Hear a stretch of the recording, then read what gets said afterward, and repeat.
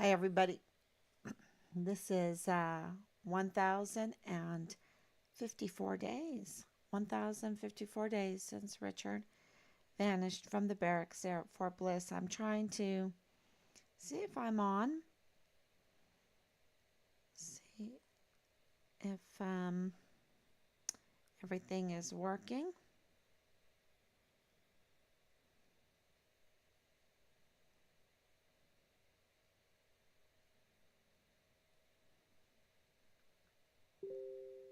hmm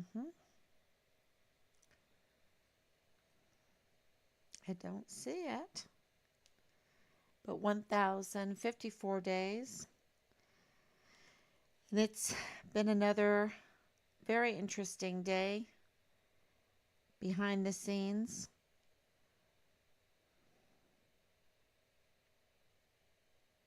Oh, there we go. There we go. I am ready for comments. I'm starting to get the hang of this after 1,000 days plus. Okay. Yeah, learning a lot here. Learning a lot about Richard and about all the different events that I'm going through the timeline, and the timeline is so revealing because you see, um, I guess I'm putting a tinfoil hat on. That is a real tinfoil hat because when you go through Richard's timeline and you know what we know today, and you know not only how El Paso responded as far as the media goes, as far as the Vanity Fair Veronica, cover up Veronica, whatever, it all fits her. She's up to no good. And how Fort Bliss responded to this, along with the Pentagon responding to this, along with the Department of Justice responding to this. But there's also an international response to this. There's a connection. And when you see how it is the manipulation, then you realize that this is no ordinary case. And it has taken over 1,000 days for us to wrap our head around the enormity of this case, of our son's case, because it is international and there has been international meddling with it. And also, there has been the weaponization of our agencies and institutions against not only our son, but also Team 5 Richard Halliday.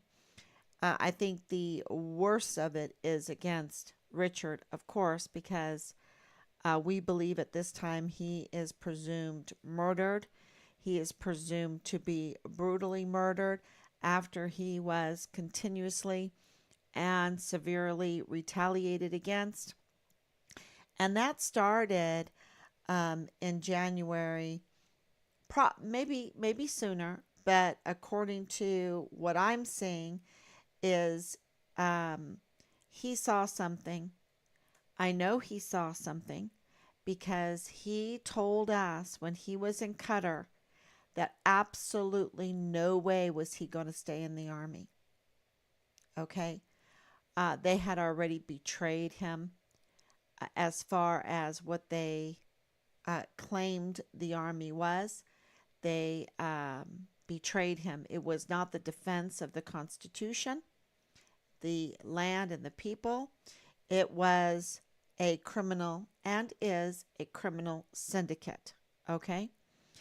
And they are using so many of our good volunteer sons and daughters against their will, some of them with their will. Um, I understand that, but they might not know what kind of psyops is happening. And we even have President Trump saying that this is a weaponization of our institutions. and it is a psyop. It is a military operations. It is an asymmetric warfare tactic. He's even saying that, and he doesn't. When you're in as much retaliation as he's under, he has to be very careful about everything that he says. But he said it, and I'll play that for you tonight. Um, what I have it right here. Um, yeah, the quote is, "Don't forget this persecution is being done by the same weaponized agencies that for 7 years have been running illegal psychological warfare campaigns against the American people." And absolutely, and they become so good at it and so brazen at it. And I even have screenshots where they're admitting to it in Team Find Richard Halliday. So that have been sent to me. And I know it because I lived it, that they were trying to control our thoughts, the narrative, what we did, and they did a pretty good job of it. But they didn't win. They might have power, and they might have a lot of backing to them, but it didn't work. It didn't work because it was wrong. It was wrong, and it was insane. It was insulting, and they might get away with it, even though the people that they perpetrated against, and I'm thinking about like Lavina Johnson case, I'm thinking about Enrique Roman Martinez's case, I'm thinking about Caleb Smithers' case, I'm thinking about Elder Fernandez's case, where what they do is, if you're a whistleblower, Elder Fernandez was a whistleblower. Um, what they do is they retaliate, they plan, they conspire. You saw that in Austin Hawk's case. He was even reporting that he knew they were conspiring against him, that he was threatened, that his life was being threatened, and yet his leadership did not do anything. We have one pedophilia case after the other, one sexual assault case after the other, one um, criminal, or I would say even suicide case after the other. And I call them a criminal suicide because I believe that what they do is they take these whistleblowers, they take the ones that don't want to play along with the Vanity Fair, and they retaliate against them so severely, so continuously, that they hope that they will commit suicide. They train them to suicide, which was Elder Fernandez's mother's insight. I believe she deserves, and I've said it many, many times, an honorary PhD for that insight that she brought to my attention. And it made so much sense because we believe now what they were trying to do with Richard was to set him up starting in January of 2020 to set him up. We believe that night in late January was a setup. We have gone through that whole parking lot report, everything. We believe that was a setup. That if the CID, with the blessing and the op ords, those op ords have to come from somewhere. So they have to be tasked to be able to do so many of these things, like with the dogs, like with the bringing in, they just have to be tasked to get 200 soldiers to be put in buses to go and hike up in the mountains and say they looked for a missing soldier. They have to have these op boards, these tasks to do it. So the leadership absolutely knew what was going on. And that parking lot um, that Richard was set up in is right in front of the FBI building. I don't know if people know that, but it's right in front of the FBI building. And we believe that that was a setup. Okay. Um, they wanted it to be worse than what it was, and they wanted Richard to respond to it in maybe a different way, maybe to admit, but he never pleaded guilty for anything. And so it's, it's a done deal. He's innocent, and that needs to be looked at more carefully because it absolutely, we've had people look at it, professionals look at it, and they all say the same thing. That smells like a setup. That was a setup. That reads like a setup. Everything about that night was a setup. And so, and it wasn't by accident. It was because in January of 2020, earlier that month, Richard had made complaints to the Child Protective Services. He saw something, he said something, and he went to the Child Protective Services. So he must have not trusted the IG. And we were told early on that the IG were all over the barracks because of Richard. And so we thought that, oh, he went to the IG, but he never went to the IG. Okay. But the IG were all over the barracks because of Halliday, because Richard went to the Child Protective Services. Okay. And it was then those few days later that he was set up. I would say a week or two later, he was set up. And that was the end of January. In February, it was the FTX, the field training exercise. Something happened at that field training exercise. We know we heard a lot of different things going on, and Richard ended up with a cut on his forearm, superficial cut, and he went into the hospital for 3 days. There's been lies about that because the medical records say it was, a cut right here, superficial, and to me, that's a block. That's a block. When you get a cut right there, that's a block. Richard, of course, knew how to block. He was a black belt in karate. So I believe that that was a fight. I believe he was being continuously retaliated against for the Child Protective Service complaint.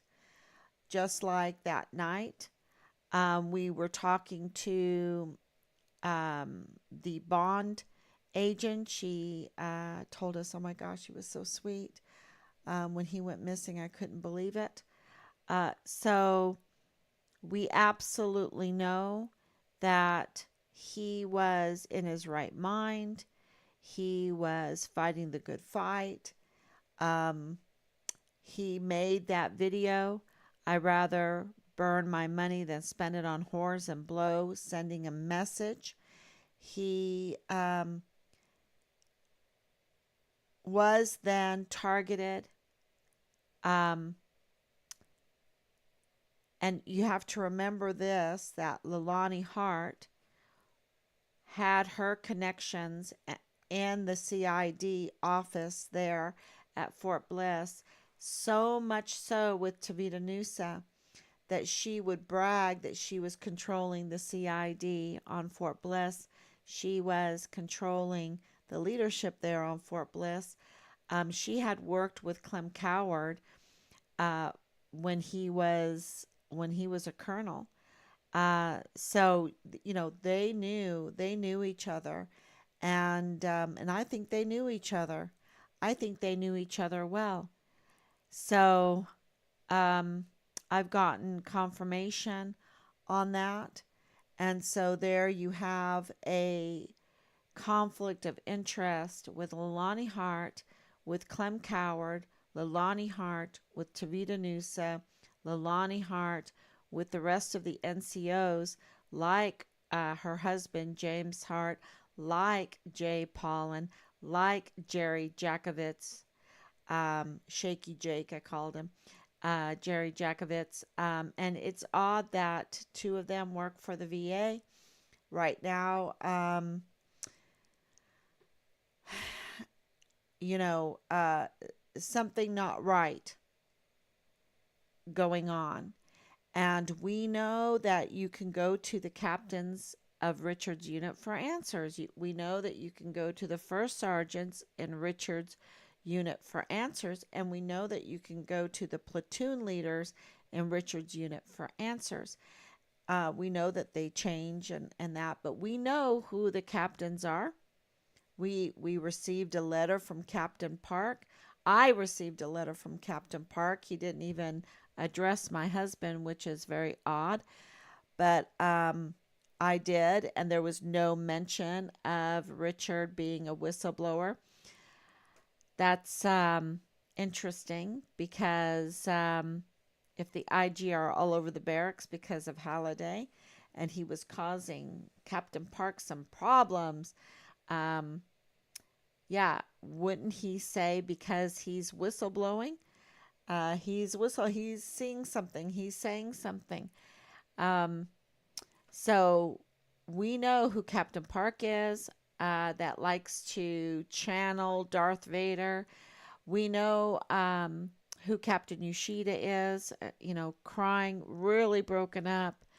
When my husband called in, he could not respond that way unless something very wicked happened to Richard.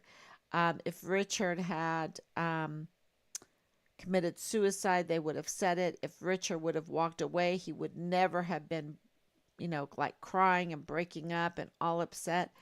It would not have happened that way.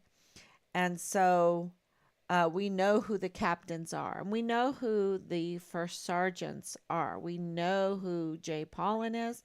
We know what a rotten man he is, or what a rotten, I should say, rotten first sergeant that puts his own life over and above his soldiers.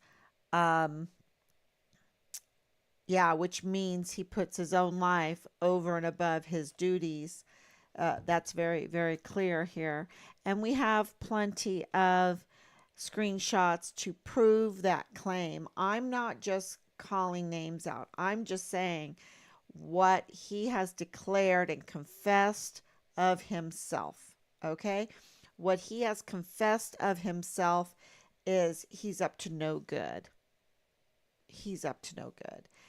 And of course, we know who Richard's other first sergeant is, and that's Michael Ruggiero, who seems to be very, very interested in this case, seems to be a somebody in this case. And I don't mention him too often because he was unwilling to speak with us, which, means he's up to no good. He's trying to hide something. He was unwilling to speak with us. I think that tells you everything when a first sergeant of a missing soldier is unwilling to speak to the family. And we have that on record. Yeah, we have that on record. We've turned that in, and they know it. They know that they have a lousy first sergeant in First Sergeant Michael Ruggiero, and that he puts um, his own life in front of his over and above his soldiers. No, they have not honored their position. They've not honored their rank. They've not honored the uniform. No, they've used it for themselves, and that has been very, very clear in this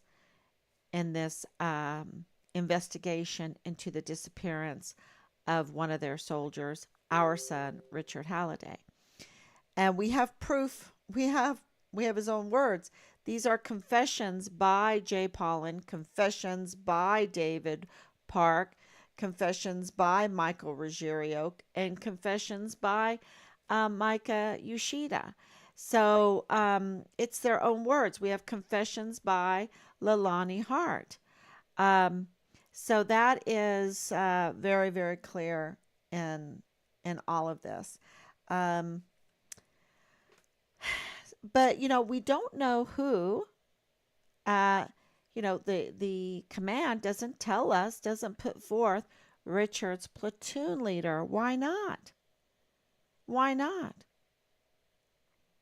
It's not a crime to be um, a first sergeant or a captain or a platoon leader, and the platoon leader would have control over Richard's case, would have control over Richard's belongings, over his room, um, and could really help in the investigation. But where is he or she, right? We don't have that information, except for by multiple witnesses that say Dallas Hart was Richard's platoon leader. And if the leadership is going to go to the trouble of creating a fake task force find Richard Halliday, a fake dog search, a fake 200 soldier search, um, also meddling in the with the prosecutor over in Mexico to meddle with Richard Halliday's case when remains of Richard were found over there.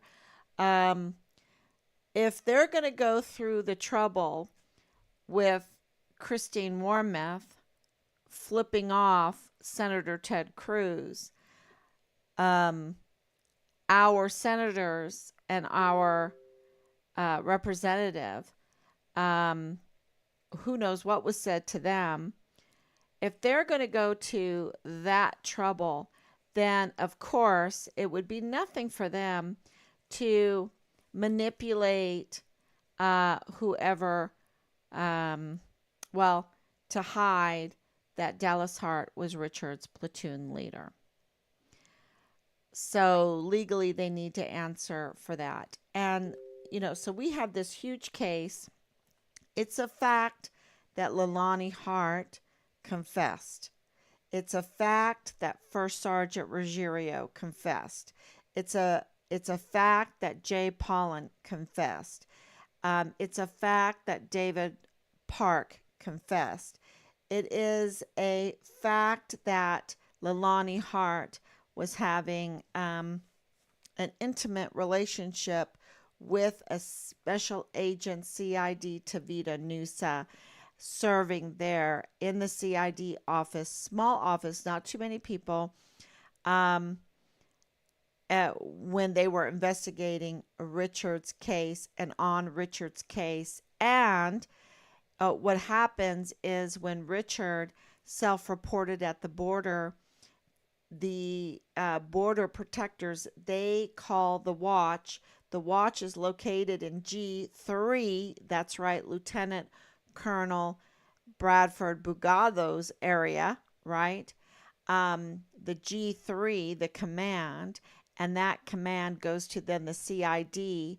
And so it is a huge possibility that Soto or even Tavita Nusa directed the border protectors on how to handle Richard when they were absolutely, continuously, severely retaliating against him and setting him up.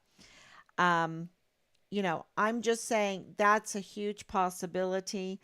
The January event, that's a huge possibility. And I can see how David Park would say, woo, this was a lot of trouble to organize all of this. This hit job against a soldier, to weaponize so many against a whistleblower, right? That's my opinion.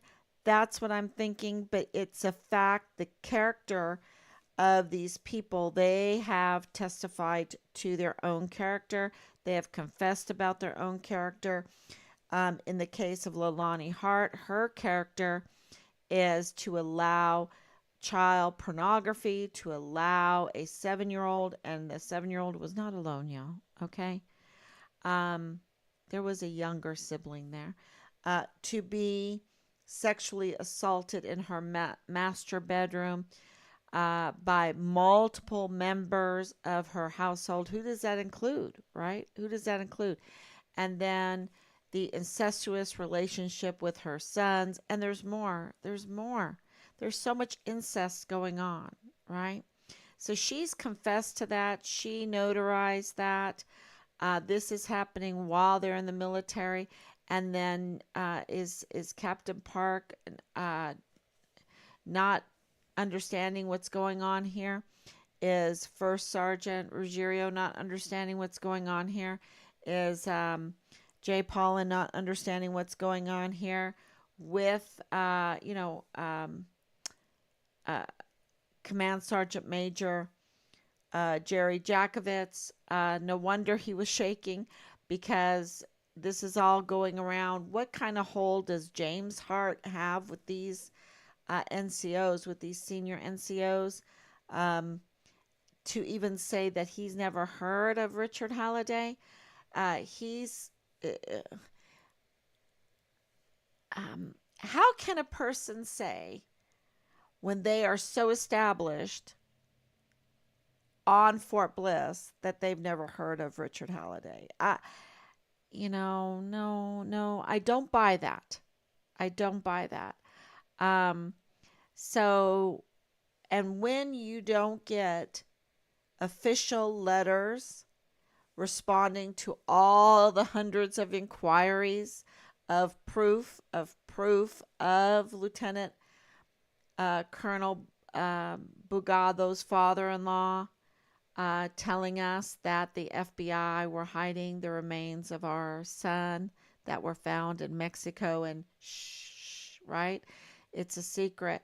Um, and then Richard's complaint. I mean, there's just so much that it's manipulated. And then an order not to search for Richard's remains. What about the phone call um, from Mexico saying, okay, we will do a small search for Richard, but then Soto calling from the CID saying, no, that was a hack job on the phone. There will be no search. Why not? Why not? Why not? We had evidence that remains were found in the area that was suspected of having Richard's remains in September of 2020. Why couldn't they investigate? They had the FBI over there looking for remains. We had that from the State Department, that the FBI was in Mexico looking for Richard's remains. Why couldn't they investigate our witnesses from our search? And why couldn't even the Mexican authorities, who are supposed to do that because that's their country? That's their country, not the United States. Why is the United States meddling in Mexico? Um, it should have been the Mexican authorities that would conduct the investigations. Yeah, this seems so convoluted because it is convoluted, but I can sum it up very simple.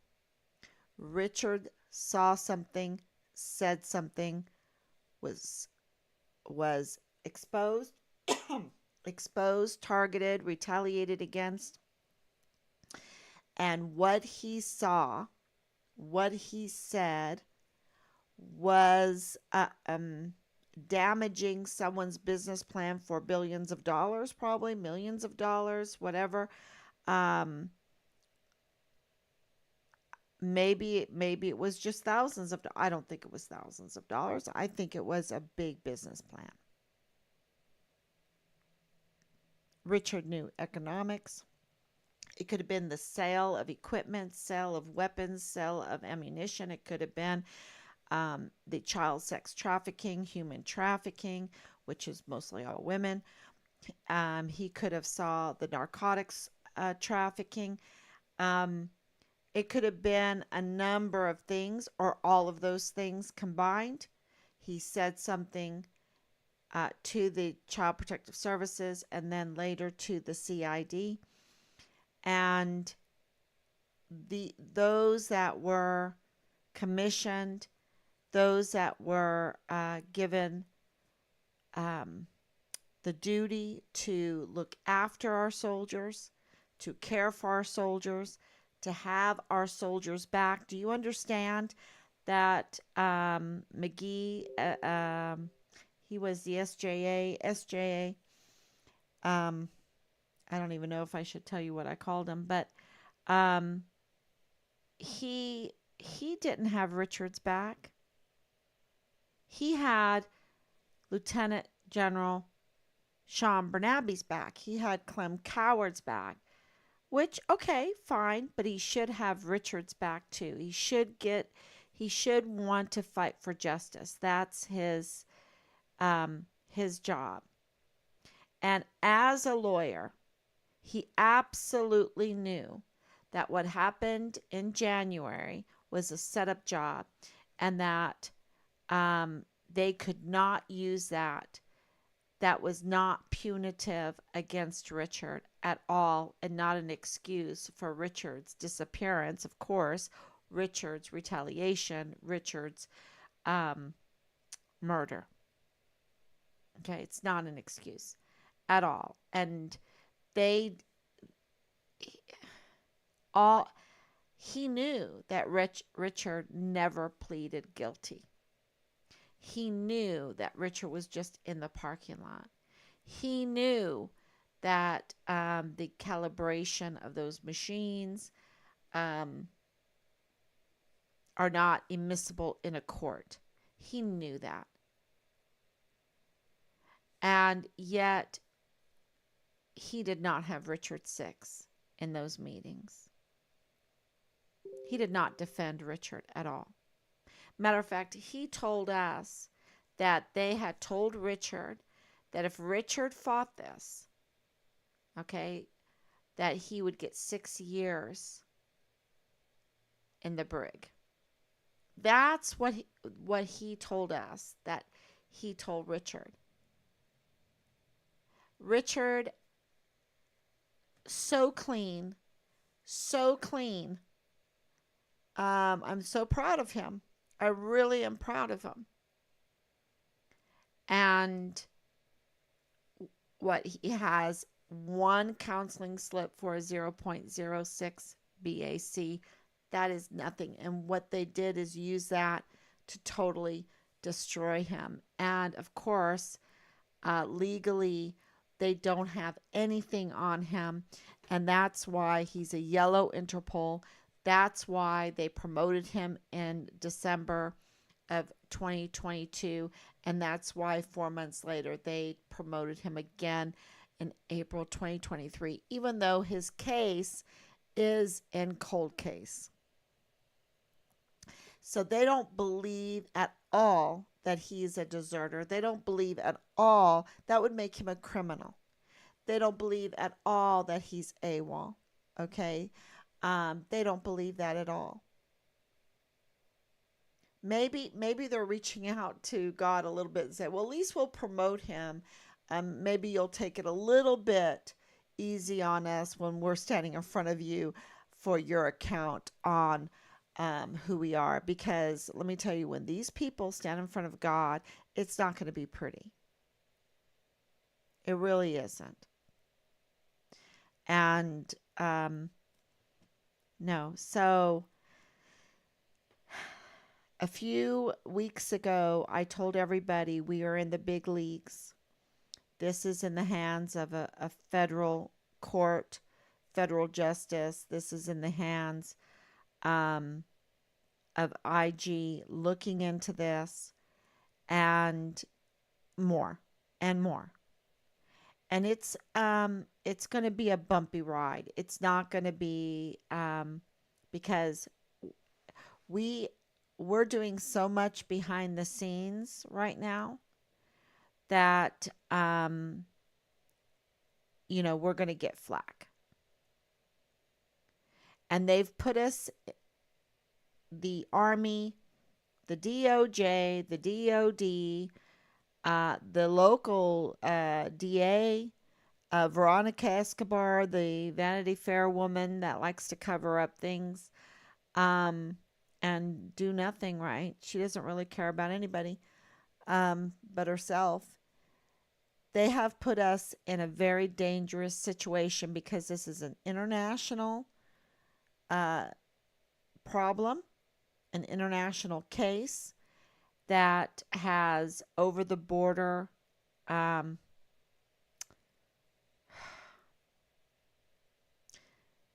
you name it. What are they bringing back and forth over the border? Human trafficking, child sex trafficking, smuggling of all sorts of things, especially military equipment, um, drugs, illegal drugs, and more and more. And this is very, very, very big business. Very big business. And it is connected to the Church of Jesus Christ of Latter-day Saints. This area. This area. You know, be it in the crimes or in the connections.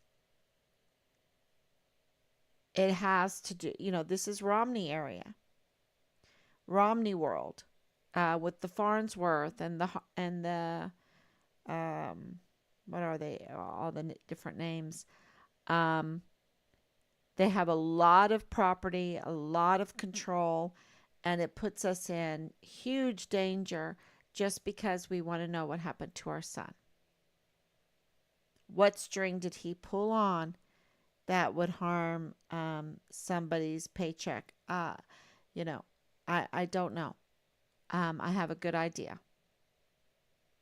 It had to do with the drug trafficking, the weapon smuggling, the equipment smuggling, and the child porn and the child trafficking, sex trafficking. And it's all over. And it's huge. Look, they take a flag. They wave a flag. What sin? Sins decide to create a flag and wave it and be proud of what they're doing, and call it pride. It's a sex cult. This is a sex cult, grooming cult that is big, and they'll never be satisfied. That's one thing that I've learned through these 1,000 days. They're vicious, and they're out to groom our children. They're out to be up to no good. They're just up to no good. And yeah, and I feel right. I have right behind my shoulder, right there, is Theodora.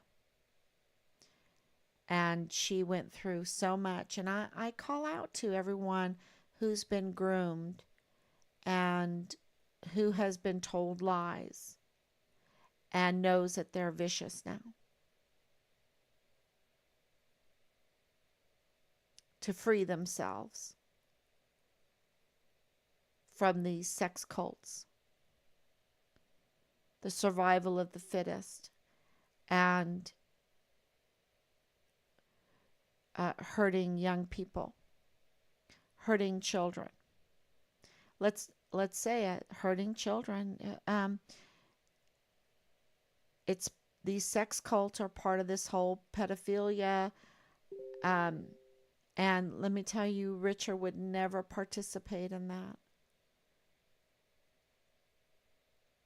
I'm not saying that our family look, I don't have to explain anything except for Richard would never participate in that Vanity Fair, and he was retaliated because of it. And the COVID intensified the hatred because absolutely uh, Richard was not too fond of vaccinations, and you could do whatever you want to your body according to Lloyd Austin, but you better get that vaccination, the Cobra strike, right? And why don't they let people decide on that? So this has become very political, very charged, very disrespectful of people's personal beliefs, personal preferences, and yet they say that they're all about personal preferences, but they lie. They only have one agenda, and they want everyone to go along with it. And Richard wouldn't. And that agenda is really, it's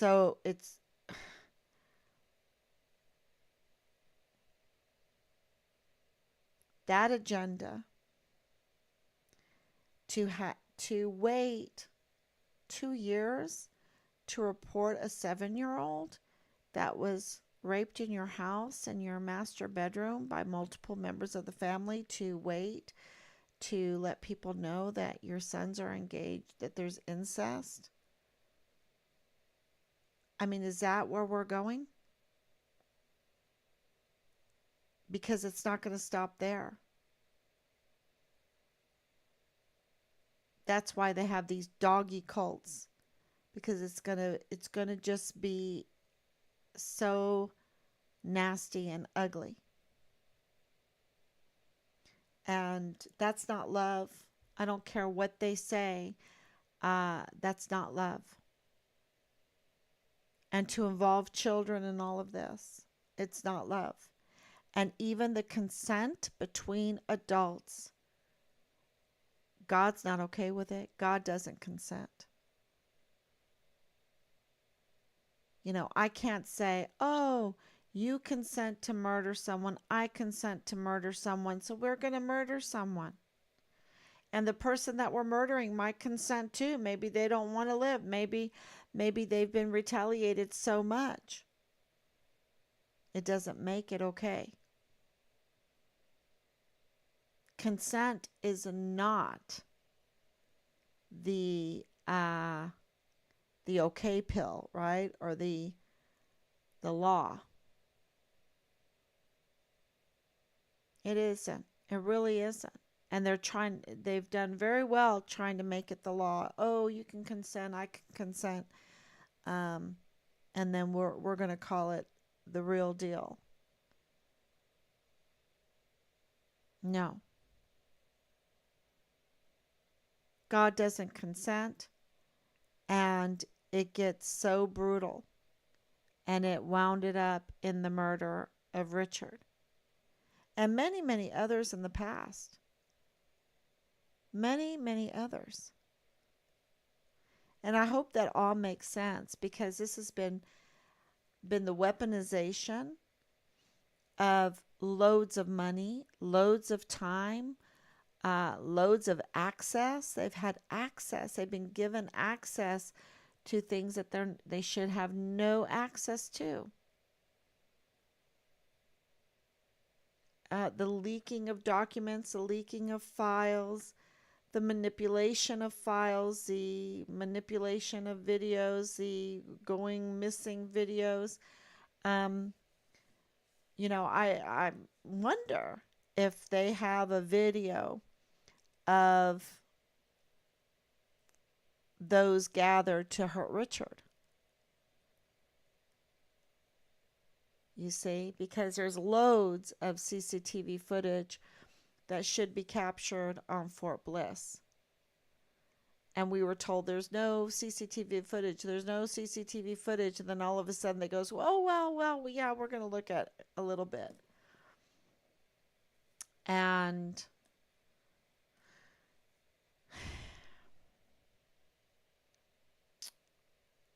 it seemed to happen when Richard's remains were being found, like August 5th, August 7th.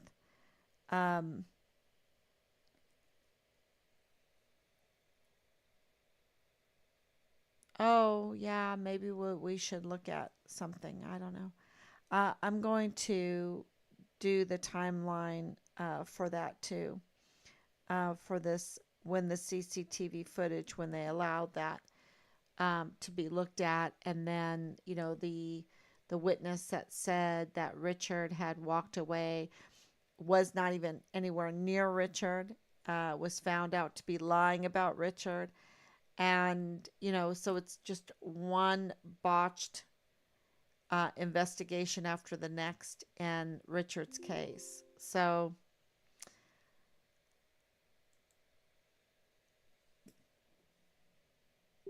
my question is,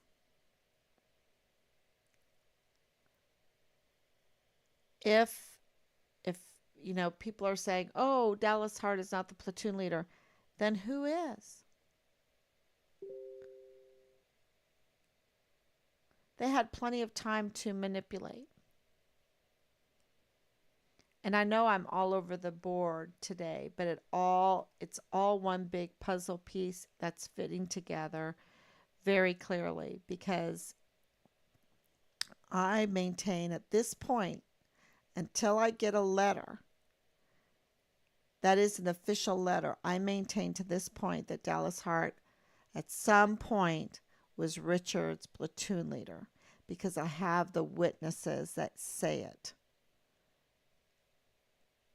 I have the multiple of witnesses that say it, not just one.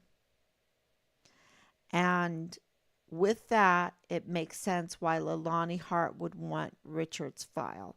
It makes sense when he's engaged in incest and he has in his home a 7-year-old being raped.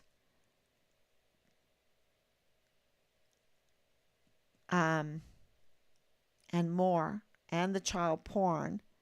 If that's what's going on, and Richard is turning videos in and making complaints, then Leilani Hart would want to control the CID. She would want Richard's file to know what's in it. She would want to control the investigation into Richard.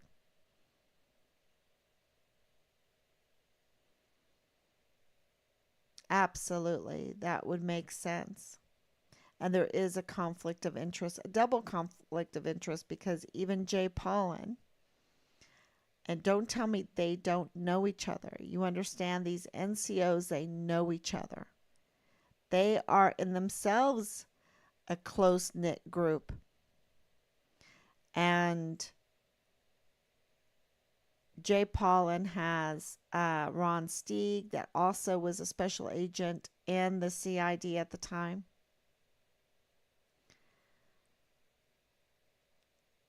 So, absolutely, that makes sense to say, hey, cuz, who I'm having an intimate affair with, you need to help me control this. And we need to try to get this soldier to suicide himself. That's my opinion from so many other stories that that's a possibility. Because Lieutenant General Sean Bernabe sure was trying to put that forth. It seemed to him that this was a suicidal pact here. And I don't think it was with Richard.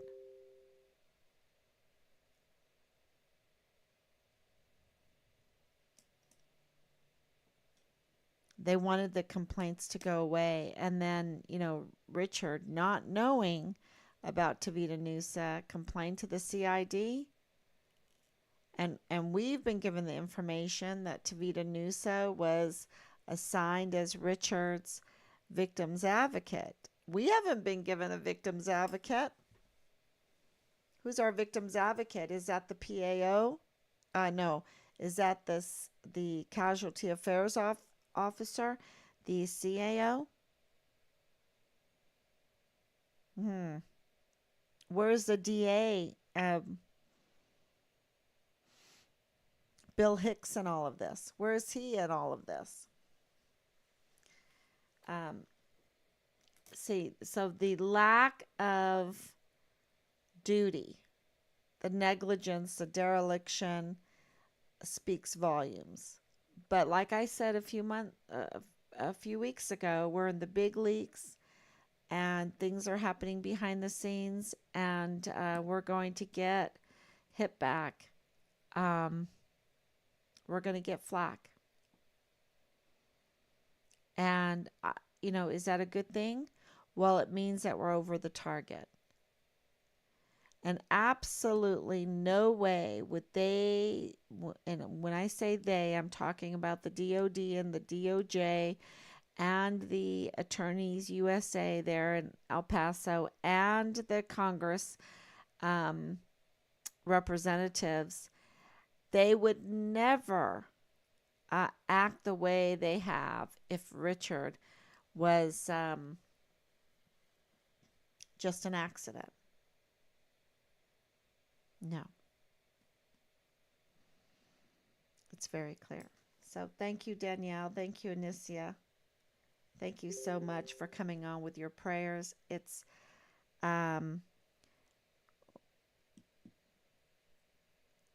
tomorrow I might be able to get on a little bit earlier to tell you what we've been doing behind the scenes. So say a prayer, because it's big. And that's why I'm a little bit sad. I'm so sad that we have to do all this. It's and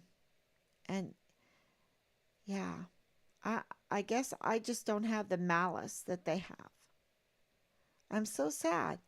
I was sad to put in that criminal complaint against Lonnie Hart. I was really sad about that. I was sad about Anthony Swafford. But you're talking, if we don't hold people accountable, if we let our feelings get in the way, then we're going to have many more Richard Hallidays. We're going to have a lot of Asia Grahams. We're going to have a lot of Vanessa Guillens. We're going to have a lot of Enrique Roman Martinez's and a lot of Austin Hawks. And, for me, is it reality for us not to even have a federal military? Because that's what I would do at this point. It's so rotten.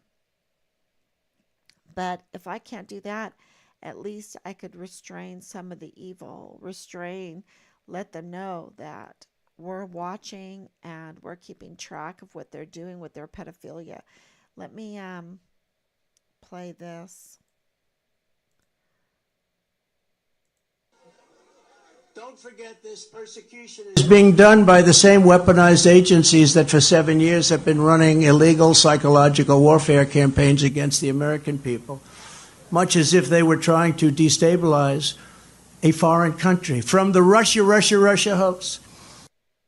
Yeah, it's an enemy Let's listen to that. Don't forget, this persecution is being done by the same weaponized agencies that for 7 years have been running illegal psychological warfare campaigns against the American people, much as if they were trying to destabilize a foreign country. From the Russia hoax. Yeah, I thought that was very important. Let me see.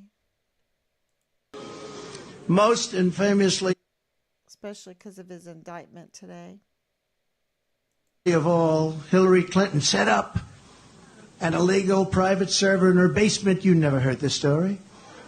With the deliberate intention of violating public information laws so she could hide her pay-for-play scandals at the Clinton Foundations or whatever. Hillary stored vast quantities of classified and sensitive information on her illicit server.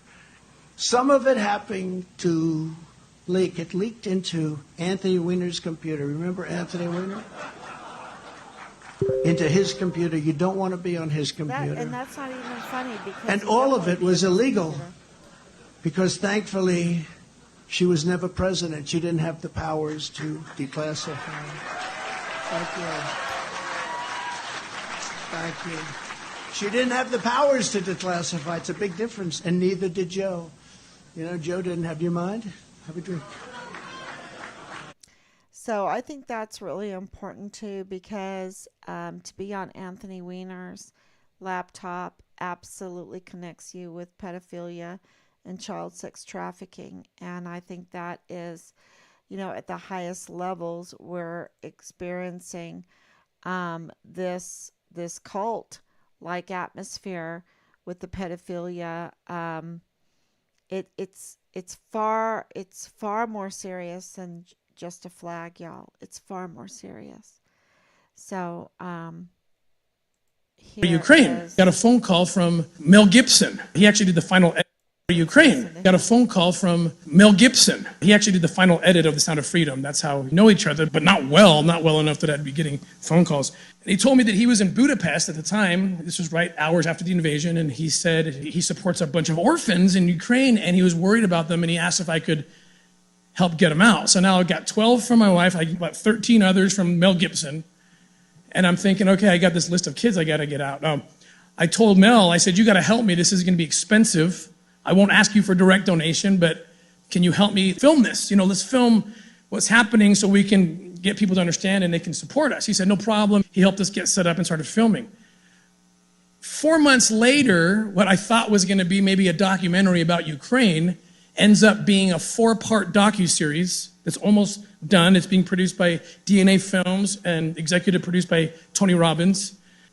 That's how crazy it got and how prophetic my wife was. When I showed up in Ukraine with a list of, I think, 20 names, the Ukrainians countered me and gave me over 10,000 names of orphans that they didn't know where they were because of the chaos caused by war.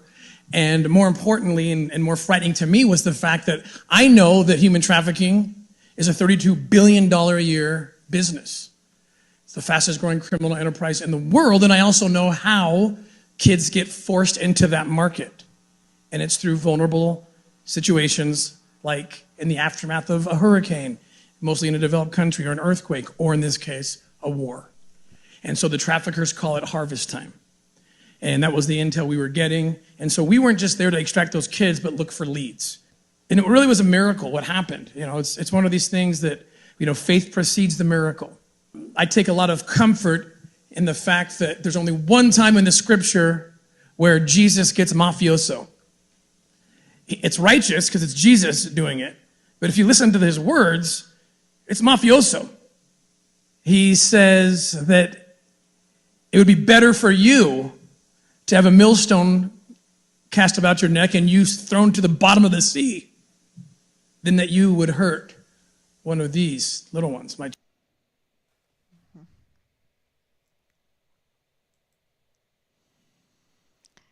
So it's, and then this here. Okay, so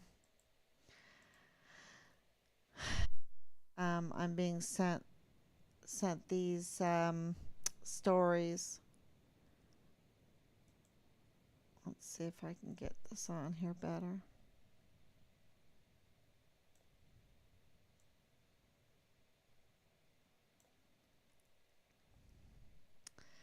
It is El Paso man appears in federal court after arrest, charged with abusive sexual contact. Um, I think he was trying to. Well, it is. It's just about pedophilia again, and it's happening in El Paso. It's happening on other installations. So this is a systemic problem. We know it because what did he just say? $32 billion industry, 32 billion with a B, $billion industry, and it just makes me really sad because of what we're um, not. It's not making me sad that we have to do it. Okay. Um, it's making me sad for the people that participate in it, that they would do it, that they would do it. It's just the pedophilia, the incest, the child porn, the retaliation, the murders. Think about all the murders that have happened because of this, and all the smuggling and the trafficking and all the meetings that they have to do this harvest time, these meetings that they have to have, and to organize these orphanages right along the borders, and the support of them, and these missing, the emergency intake center, charging the American people for this harvest time. Really thousands, tens of thousands of unaccounted for minors. And see, Richard, I know he wouldn't put up with it. The sexual trafficking of children.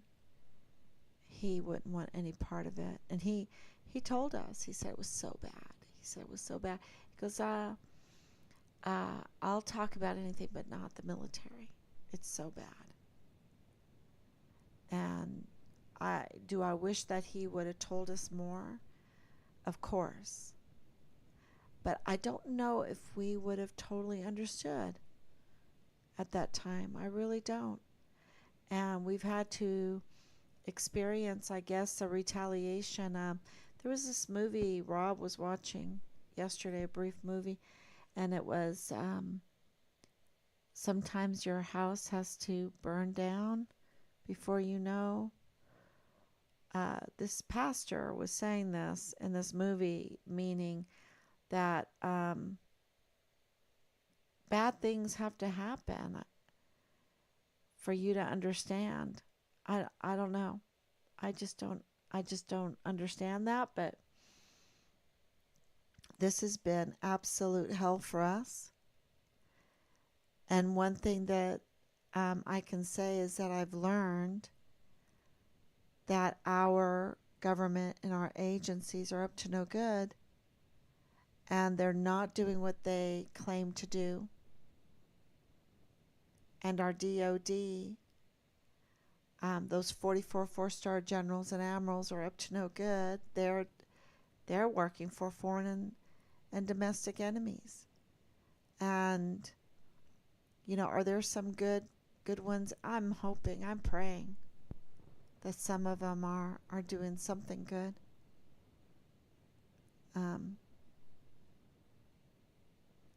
But we're having to go to these lengths because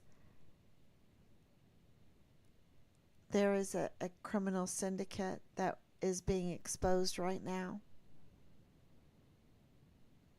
And they have infiltrated even the PAO, the public affairs, the media.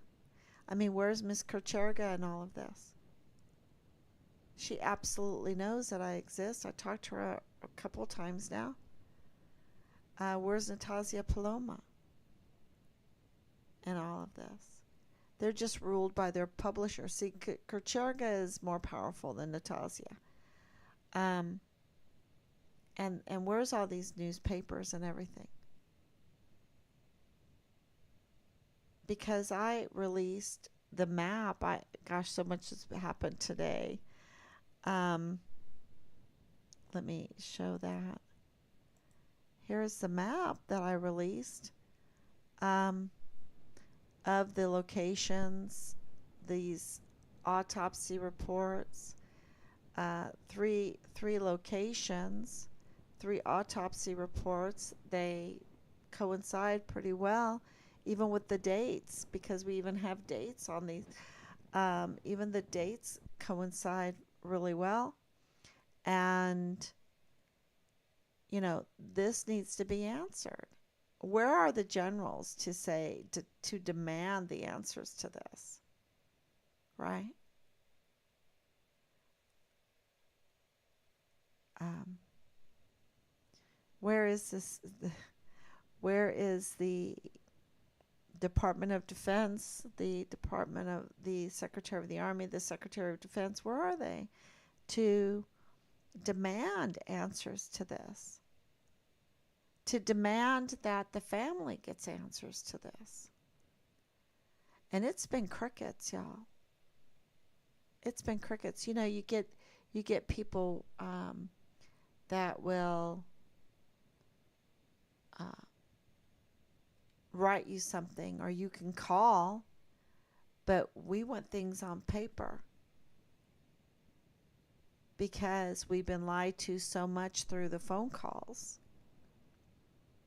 I mean, look at CID. You know how many hours I spent on the phone with Special Agent Soto, and he lied and lied and lied because every phone call was one big lie, because he never told us that Richard was a whistleblower, and he absolutely knew from the very first phone call that we were talking that Richard was a whistleblower. And it's just one lie after the other. And the same thing with Lieutenant General Sean Bernabe. He lied and lied and lied. And here he is wasting our time in these meetings, wasting taxpayers' money in these meetings, lying to us, trying to tell us that, trying to put forth a narrative that our son was like this quintessential criminal.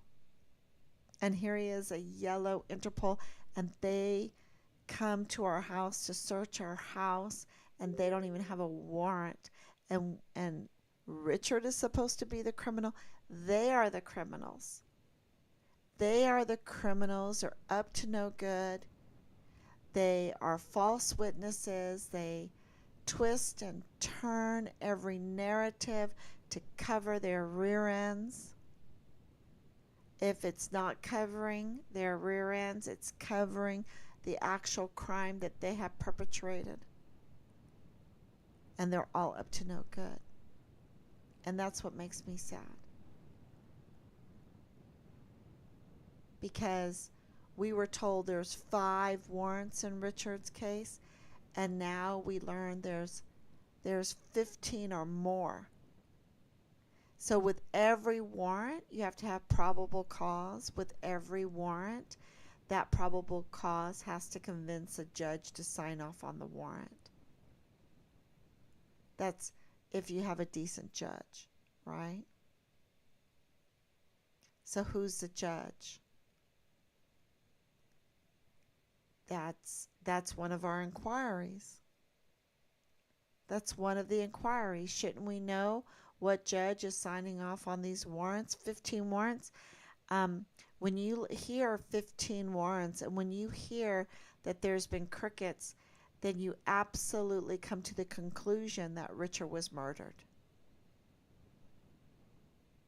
15 warrants and crickets, Richard was murdered.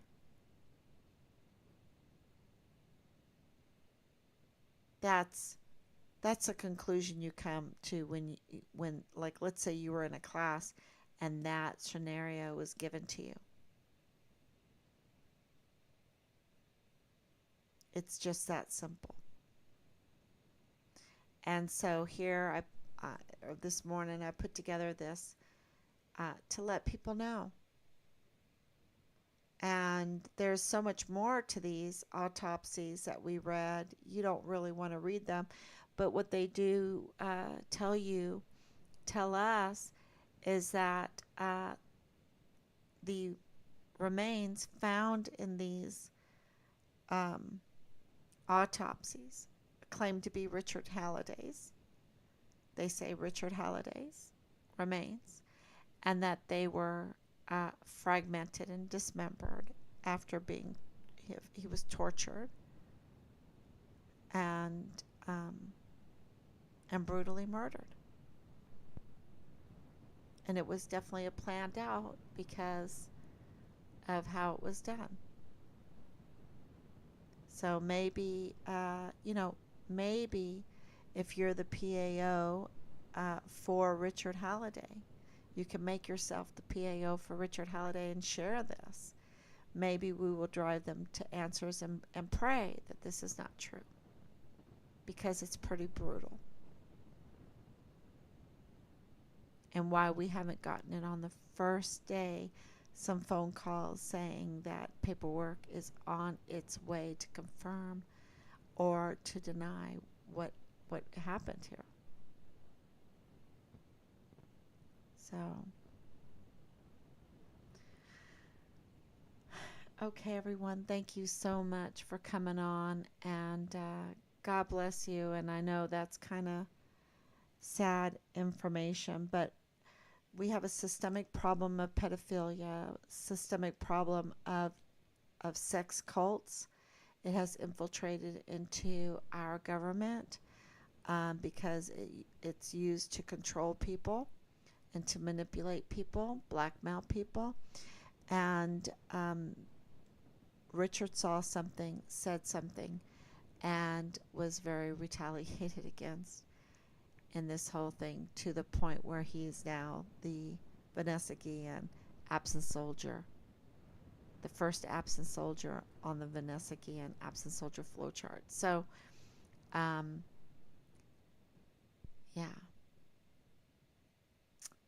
So thank you so much.